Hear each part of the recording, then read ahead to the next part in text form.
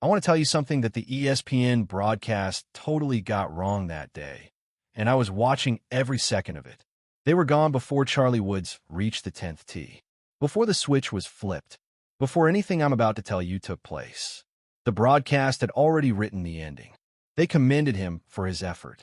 They were crowning Miles Russell.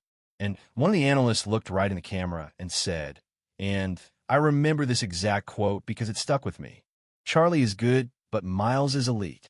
That quote went viral within an hour. And I knew what they were saying. Look, I understand the logic. 5 down, 9 holes to go, a wrist so bad his own team had considered taking him out that morning, versus a 14-year-old who was already qualified for the Korn Ferry Tour.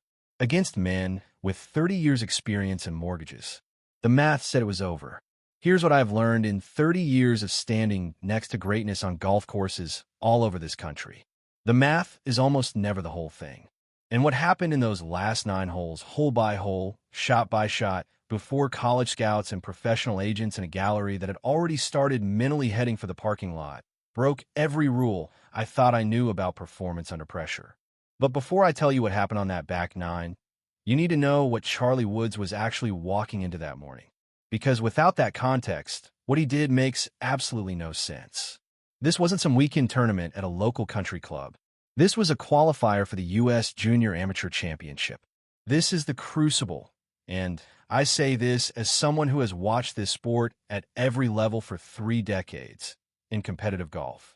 Win here, and you are on your way to the sport's most prestigious junior stage. Lose here, and you go home and tell everyone watching why it wasn't your day. See the people in that gallery. College scouts from every major program in the country would be jotting down things that would determine scholarships worth hundreds of thousands of dollars.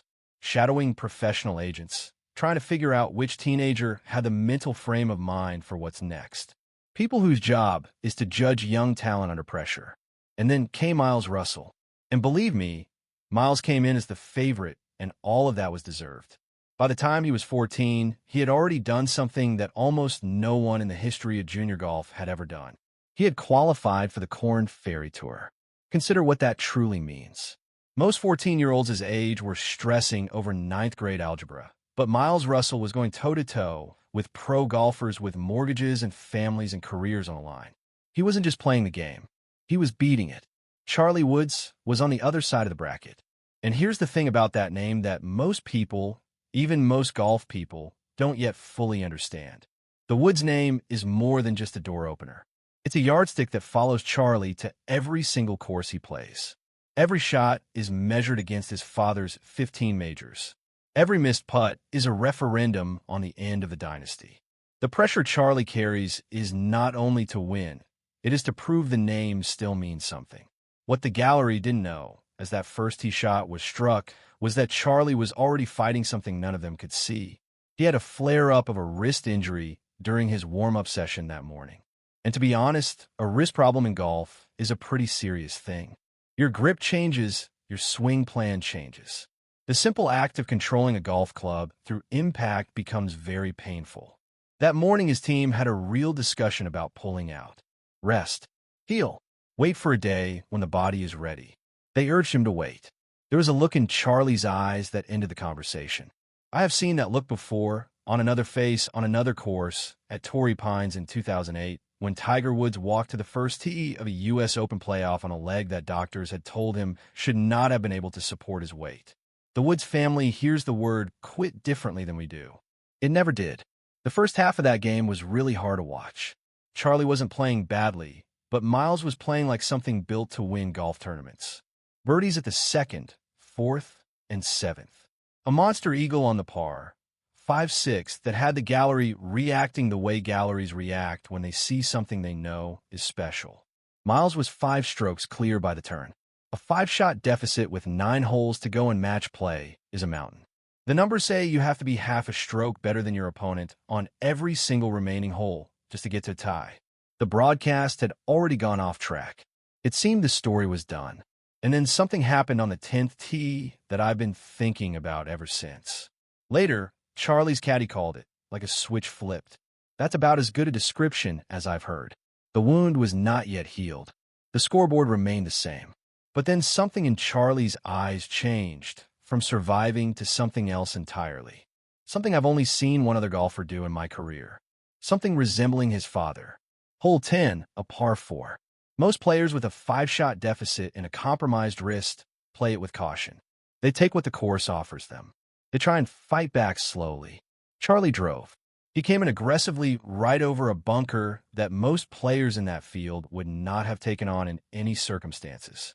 The kind of line you take when you realize the safe play is no longer an option. Perfect draw, left himself a simple wedge, drained the 8-foot birdie, gap 4, hole 11. A tough par 3 with a flag position dangerously behind water. Miles took the sensible shot to the center of the green. Charlie, with a wrist that should have been iced, not swinging, took dead aim at that flag. He stuck it up to 6 feet, he sank the putt. Third gap. You could feel the whole mood change. This wasn't a golf tournament anymore. Charlie was on the track. 12th hole, par 5. Miles let loose a monstrous drive. One of those shots that reminds you why he makes pros uncomfortable. But the pressure was beginning to get to the edges of his game. His second shot went off the green. Charlie's wrist was not at full capacity, so he used a 3-wood for his second shot, unable to match the raw power of Miles. He emptied it down to 12 feet when that eagle putt fell. The gallery made a sound I have heard only a handful of times in 30 years of standing inside the ropes. Miles missed his birdie. One shot. The lead was now down to 1, and this is what I saw from where I stood. Miles was not passing out. That is important to say out loud. He wasn't playing badly, but his rhythm, that machine-like precision that had taken Charlie apart through 13 holes, was gaining a fraction. The sort of fraction that only someone who's seen elite competition up close learns to recognize. Charlie had become the psychological fulcrum of that match. Tense pars on 13, 14, and 15 got them to 16, a par 3 that has ended tournaments before. Miles made his living playing it. Solid. Shot to 40 feet safe, smart. Charlie would not play for a draw. He took a shot right at a flag most players in his position wouldn't have dared touch. The ball dropped within 8 feet. He converted the birdie. Miles missed. The game was tied. What had just happened left the world of golf in the dark. 5 shots, 9 holes, an injured wrist. The ending was already written for the ESPN broadcast.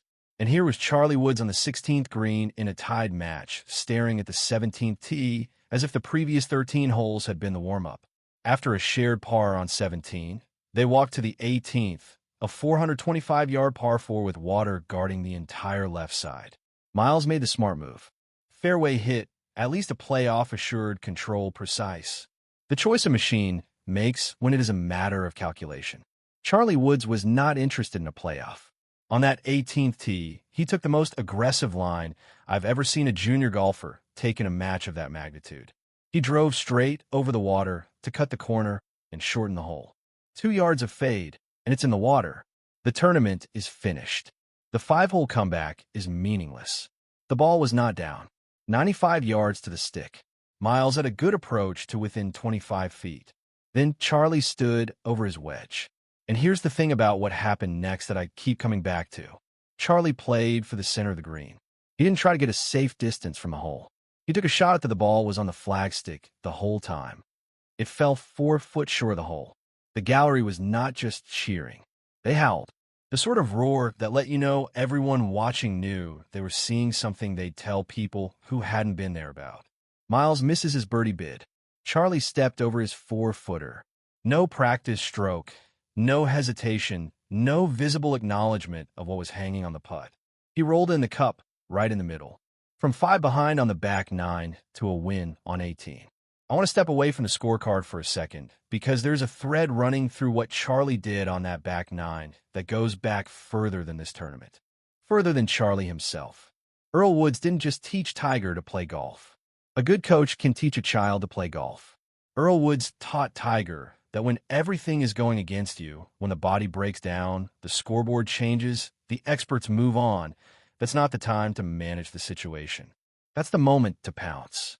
Tiger completely absorbed that. And then Tiger proved it in public in ways that a whole generation of golf fans saw with their own eyes. 2008 Torrey Pines. A broken leg. 91 holes. A playoff win that defied everything medical science said was possible. Charlie was 3 years old. But this is what I think about kids who grow up in that sort of greatness. They don't learn it by seeing. They drink it up.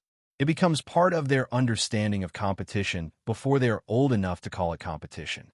Charlie pulled driver on the 10th tee when he ignored the wrist, ignored the scoreboard, ignored every percentage play available to him. He was making no strategic decision. What came naturally? The Woods family never knew that when all the signs say retreat, attack. That is what they are.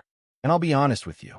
Watching that back nine unfold hole by hole, shot by shot, it got to me. It really hit home to me after 30 years covering this sport. So, here's where I end up. Miles Russell is brilliant. Everything he has built is real and earned and deserved. The Korn Ferry Cup, the rankings, the 5-shot lead that lasted 13 holes against a player who shouldn't have been able to catch him. Miles did all the right things. Charlie still won. Not because he was the superior golfer over 13 holes. The scoreboard told you exactly who was playing better through 13 holes. Charlie won because when the real moment came, the moment that has nothing to do with swing mechanics or course management or any of the measurable things, he reached for something that no coaching program in the world can develop in a player. He reached for what Earl put in Tiger and what Tiger put in him. Now I'd like to hear from you.